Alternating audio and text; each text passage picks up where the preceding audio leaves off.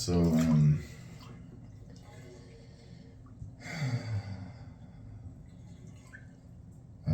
a while since I've done this. I feel like I've gone through multiple versions of myself over the past few months, and it's been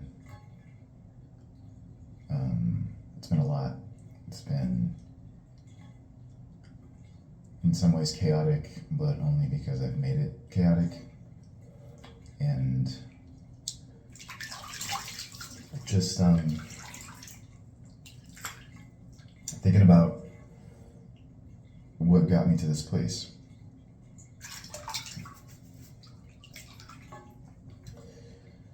Because I feel like I was making progress, and I feel like I was making leaps and bounds, but I just wasn't accepting it. I wasn't seeing it. I was kind of seeing it, but I wasn't really acknowledging just how far I'd come, and I kept focusing on my mistakes, and I kept focusing on what I was perceiving I was doing wrong. And eventually, because I did that so much and I put so much energy and emotion into that belief that I'm regressing, I'm not advancing fast enough, I'm not going far enough, I'm stuck, that I need to escape. I kept pouring energy into this storyline that I feel like it was manifesting it, and it was creating it as a self-fulfilling prophecy, to the point where I'd say before this, things were happening so easily for me that it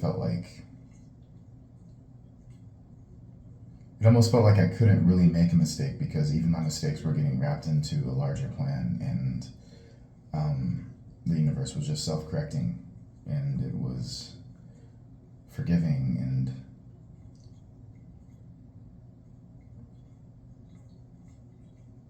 maybe that's how I was approaching it too, in a way. Like, I was still feeling bad about mistakes I was making, but I was still able to come around, and not perfectly, but I was still able to move forward.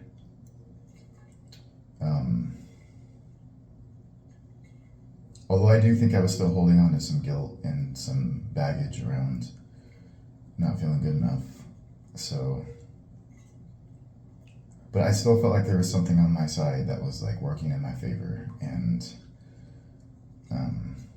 I think I was just really just grateful for that, and just kind of amazed. And I was seeing it, and I was accepting it, acknowledging it, that even despite these mistakes I'm making, and even though I still feel bad about them, things are still moving forward. And even if I forget that, even if I go back into doubt, things are still moving forward. And ultimately, the universe still has my back. And eventually, that took a turn. And I went into a lot of reactivity around some of my fears, and I'd say these were my biggest fears, probably fear of death and fear of loss, fear of abandonment. So I feel like these were coming up pretty strongly for me, and I was going through a cycle of going back into trust, and you could say high vibration, openness, working with the universe, and then slipping back into fear, sometimes really quickly, and having a really hard time coming out of that. And then feeling like, in a way, it created a feedback loop, because then I felt like I had to push even harder to manifest what I wanted, and I had to just really double down, which I did, but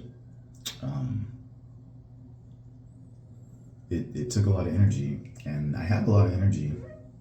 Surprisingly, I had a lot of energy, and somehow a lot of reserves that even when I fell down to what I thought was my lowest point, I could still pull myself out of it, oftentimes the same day. But yeah, just I think that's when the cycle really just took on a different tone. Whereas before it felt like, okay, the universe has my back. I can make these mistakes. I still feel bad about making them, but ultimately it seems like things are working out. I just have to remember that. And, you know, it would still take some processing and some journaling to come back to remembering that, some Reiki and, you know, reflection. It wasn't necessarily easy, but, and I did still struggle, and that still led to some issues, but I don't know, there was still ultimately, I think, this trust in the background that I was just working through some big blocks to deepen into. I think these things were showing up so that I could fully surrender, fully go into trust, and leave these old fears just behind me. I think that was getting close to that. Or I think that was the challenge, that was what was being presented.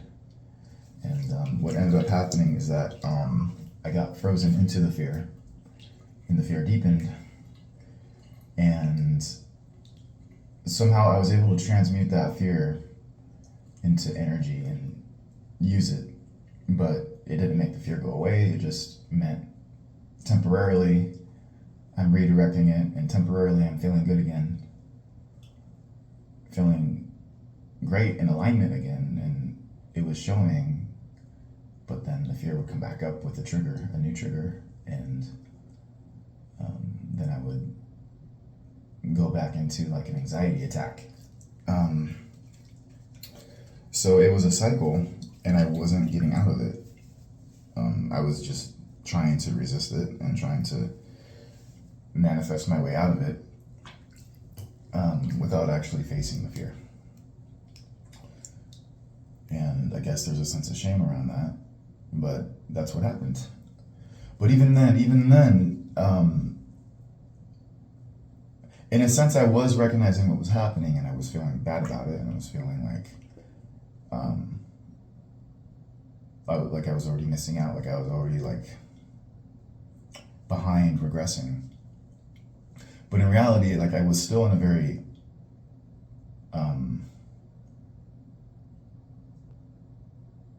I don't want to say high state, but I guess relatively speaking, it felt like a high state, high energetic state.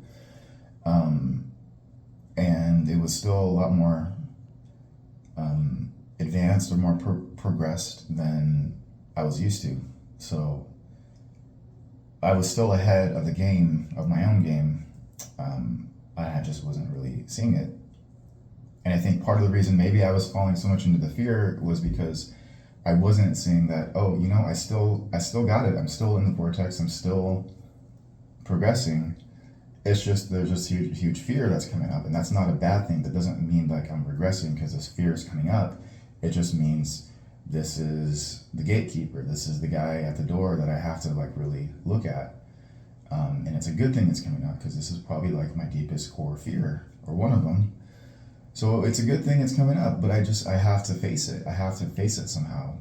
Look it in the eye, not tremble and run away. So it was actually a good thing. But in a way I was running from it. And so I kept doing that in that pattern, and taking for granted how much progress I'd actually made. And then eventually, as other things started to shift and things started to happen more, in the external, you could say,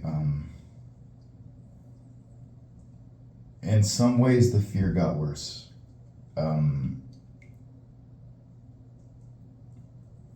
Maybe because it felt like the stakes were higher or something like that, but in some ways the fear got worse, and or the pattern got more entrenched. And it started to get to the point where I was afraid of making the wrong decision, and it was like seeping into my life. Just becoming more indecisive in some aspects. And whereas before, like, I would have a slip up once or twice in a day. The fear would come up intensely, and then I would, find a way out of it through it. Get back into alignment, and then things would be good again. And then I'd be fine until the next trigger came up. And yeah, usually that would happen only once or twice a day.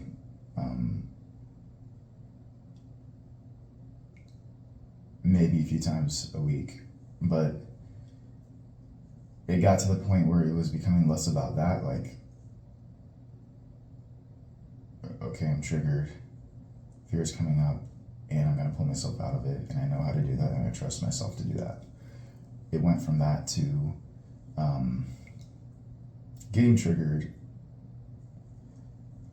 multiple times a day,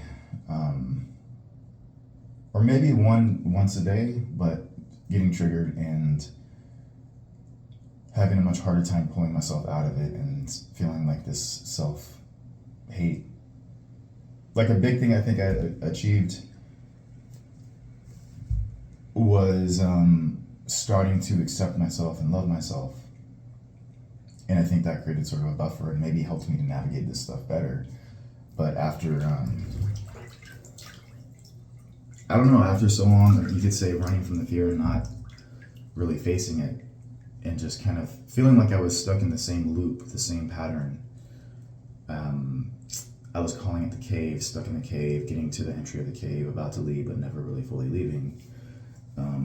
Feeling like that. And feeling like over and over, it got so close to escaping the cave, but I couldn't do it. I think it does create a sense of learned helplessness, or it just affected the way I saw myself, and I started to feel more disgust with myself and more hopeless. And so there were these extra things added on that I had to pull myself out of.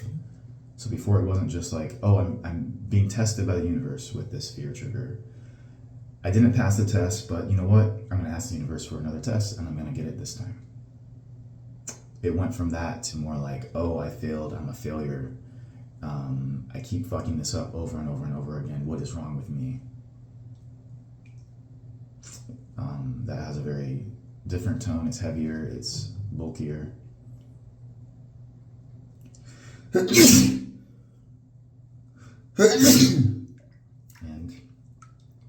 it's harder to get out of that. And because I still wasn't facing my fear that was triggering this in the first place, it was like becoming compounded. So now it wasn't just the fear that was getting triggered, but now it was also this sense of like, I'm a failure, that was getting triggered. And they were like getting triggered at once. Because if I didn't pass the test this time, then I just felt like, well, it's just more proof that I'm a failure, more proof that I'm broken, or there's something wrong with me, or I'm not good enough, or that this isn't meant for me, or whatever. All those negative thoughts, cynicism. And I could still pull myself out of it. It would take a bit longer, maybe a week, at least a few days, but usually a week instead of a single day. And usually it would be some kind of self-forgiveness practice that would help me to pull myself out of it. And I wasn't really getting that. I was kind of getting it, but I wasn't really accepting that fully. That self-forgiveness is a key to really pulling myself out of this time. Because I'm adding all this extra weight of feeling like a failure. So anyways, I kept getting stuck in that pattern that was a lot denser than the previous one. And it amplified the fear that I'm regressing. And so it did start to create that reality of each time I fell, I would start to think and act in ways that I hadn't thought in years, or I would start to think, act, feel in ways that were aspects of my older versions of myself rather than newer versions that have been emerging over the past couple years. So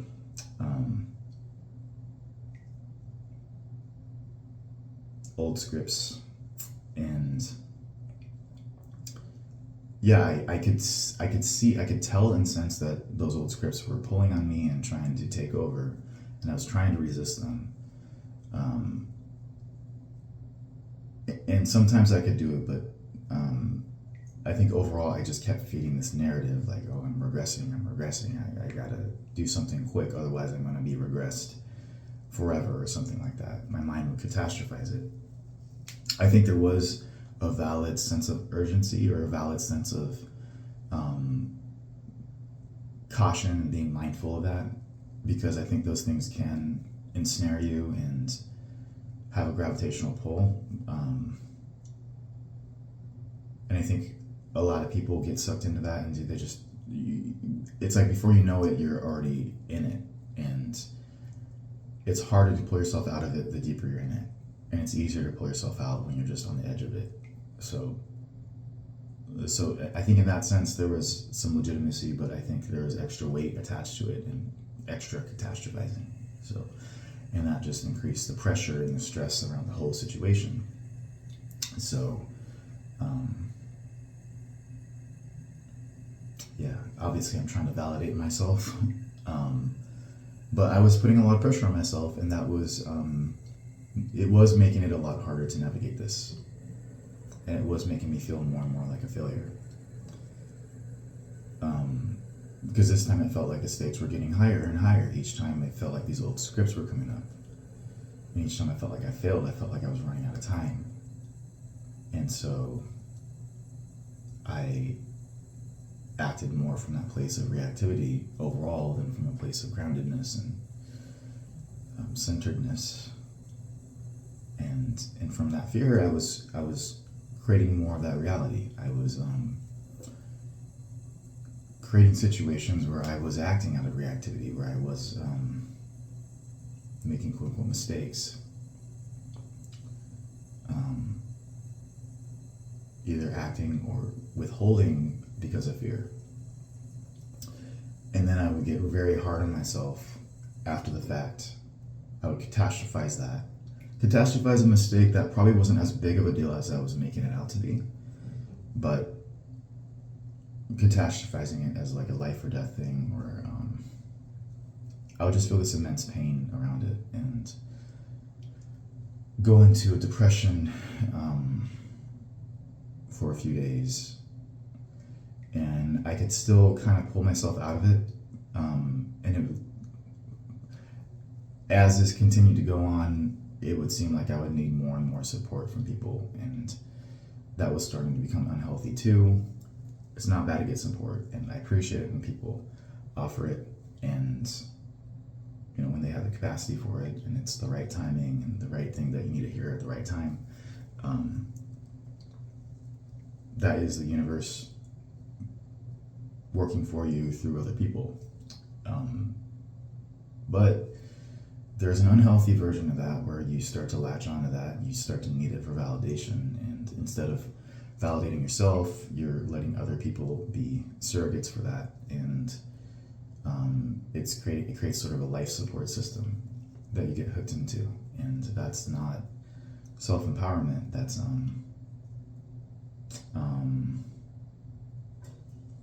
I don't know why the word abuse is coming up, because abuse feels like a strong word to use for that, but maybe it's coming up because it's almost like you're inadvertently abusing someone's energy and time and support. Someone who's willing to give it freely, but it is a form of abuse. You're abusing that resource, that kindness, that compassion, because you're abusing yourself. And so you're more desperate for that, and you take it, you take the energy from that. But if you stopped abusing yourself so much and started giving yourself more of what you need instead of only relying on it from other people, then you're not abusing it when people give that to you. Then you're appreciating it more. Then you're attentive, mindful, and you can reciprocate. So maybe that's why the word abuse comes up, because it's abusing that when you're abusing yourself and you're not taking responsibility. So that was happening more and more, and I think it was affecting other people, but I think they were so kind that, they did eventually start to set some boundaries, and I respected that. I'm glad that they did, and also I think they kind of put up with it longer than maybe they had to, because they were just really worried about me and looking out for me. And I was projecting that energy of someone who needs to be looked after. So you see, it just creates this spider web, or it's a spider web, and it's like this gravity well, black hole. It just, keeps spiraling inwards on itself and goes nowhere. So I was stuck in that.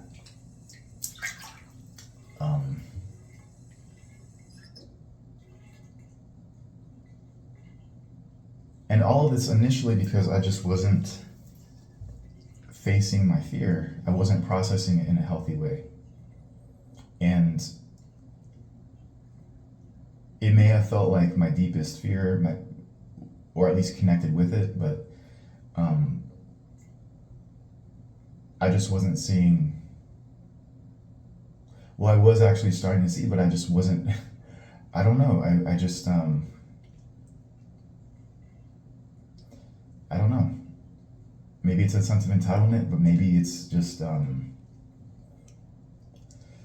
I felt like the fear would, if I really went into it, that it would kill me on some level, like I would die on some level, and I was afraid of what that would mean. Not that I would physically die, but that some part of me that I really valued would die. I was afraid my heart would die.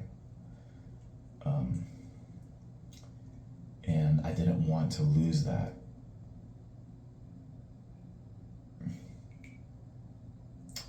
So I was afraid of that, and I was fighting that. But I was making assumptions too. Because maybe that was a possibility, depending on how I approached it. But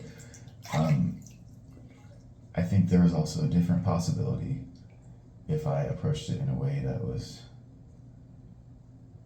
I don't know, respectful of the pain. And I think my mind was creating scenarios that weren't necessarily true. And I don't know for sure what would have happened, but I just feel like because I kept running from it, it created more problems in the long run than solutions. And had I just sat with it, worked with it, I thought about writing a book to help process that pain, and I think that would have helped if I would have just wrote and done more music to process it, because I was taking voice lessons too. But for a few months I stopped taking voice lessons. I had a guitar but wasn't playing it. I had a book in mind to write, and I wasn't really writing it. I started to, but then I just stopped. I had a life coach I could work with and a therapist I could work with, and I didn't reach out to them. And yeah, I didn't work through it. I didn't face it. So that was on me. That was me. And maybe in my mind too, I thought like I had to work through it perfectly. I had to go all the way through that pain and come on the other side of it, and I had to just do it just perfectly. and maybe that was putting a lot of pressure on myself, but maybe it was just like taking one step at a time with it, like not thinking too much about where this is leading or what's on the other side of it, but just looking at the next step. What's the next step? What's the next step? And just focusing on that. Maybe that would have been a better approach, and it would have felt like less pressure and less mind entrapment. So yeah, I think those are things I could have done differently, and it would have made this whole thing a lot easier. And on the flip side, because the lesson that I am learning too is that the universe can still even take those kinds of mistakes and weave them into a tapestry of something even more expansive and beautiful. And all of that pain was part of what was driving me so strong to push reality beyond the limits that I previously thought it had, and to really like prove to myself what I could do, prove to myself how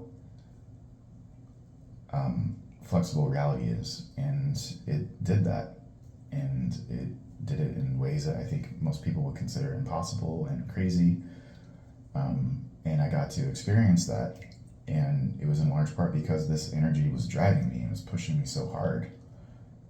Otherwise, I don't think I would have really done that.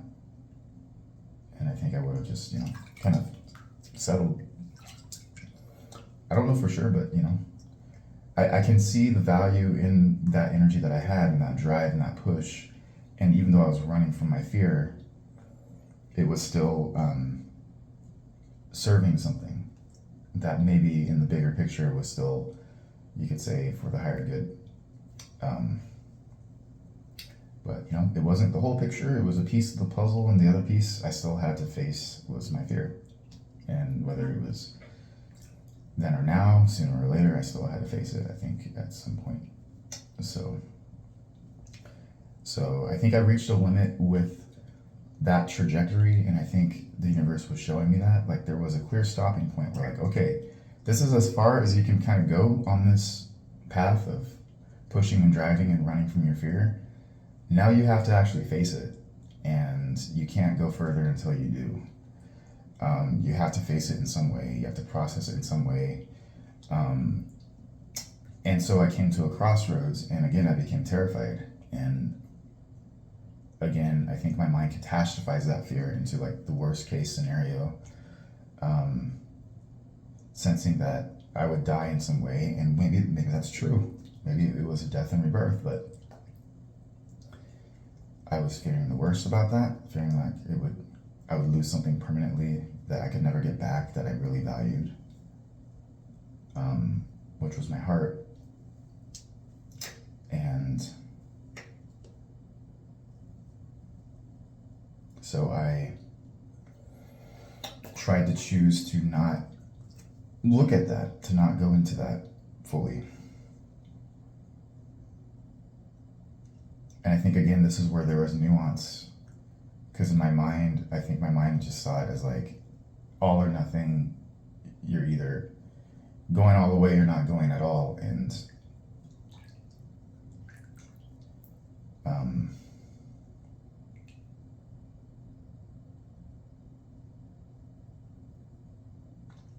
I think what was happening that I wasn't quite seeing is that, I don't know for sure, but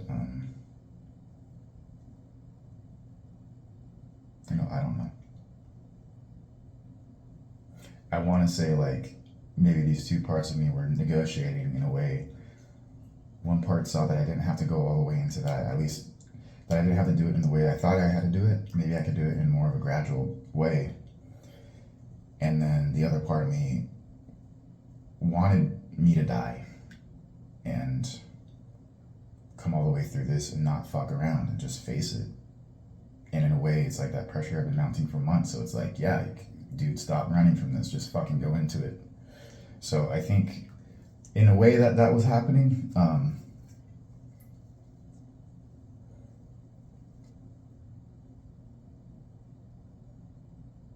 And ultimately, it did bother me that I wasn't facing it. It made me feel like a coward. It made me feel like I wasn't doing something right. But then my ego co-opted it and was like, it takes those things. The ego can take valid things and twist them and turn them into like cynicism and narcissism and all kinds of shit. And it can make you, it can take something that has real spiritual value and make it into just another ego game. So, you know, instead of like the value of facing my pain honestly, having emotional catharsis, being real with myself, gets twisted into cynicism and jadedness and nihilism and all this other shit that's just lies and stories. So it's like before, when I was in, you could say, a more optimistic framework and felt more trust with the universe, and trust in myself, I could come out of that more easily without the cynicism. Whereas this time around, it felt more like the cynicism was starting to take over because I'd reached almost a breaking point, and I think there was a sense of urgency. So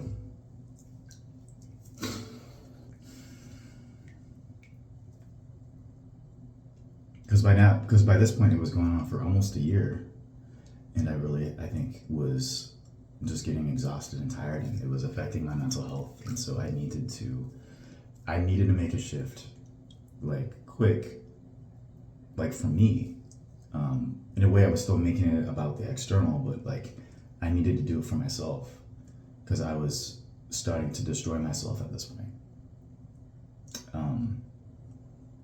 And thanks to the support I had, the amazing support I had, and